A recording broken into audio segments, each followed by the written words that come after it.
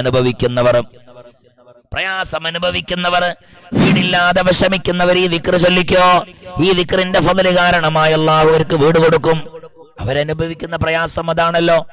ഈ ദിക്ർ പ്രയാസം അനുഭവിക്കുന്നവർ ചൊല്ലിയ അവരുടെ പ്രയാസം വളരെ സിമ്പിളായി അല്ലാഹു തീർത്തു കൊടുക്കും.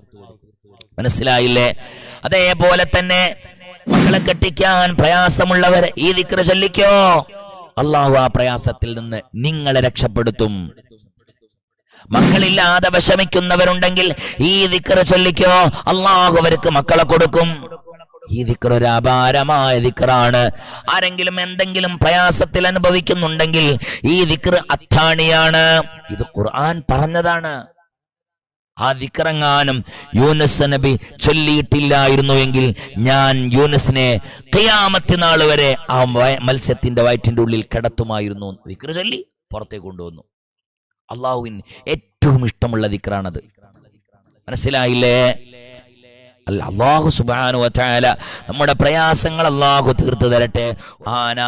യൂനുസ് നബി അലൈഹിസ്സലാം ഉണ്ടല്ലോ, മത്സ്യത്തിന്റെ വയറ്റിന്റെ ഉള്ളിൽ നിന്ന് ഒരു ദിക്ർ ചൊല്ലിയല്ലോ, ലാ ഇലാഹ ഇല്ലാ അൻത സുബ്ഹാനക ഇന്നി കുൻതു മിനൽ ളാലിമീൻ എന്നുള്ള സുന്ദരമായ ദിക്ർ ചൊല്ലിയല്ലോ. ഈ ദിക്ർ ചൊല്ലിക്കോ. പ്രയാസം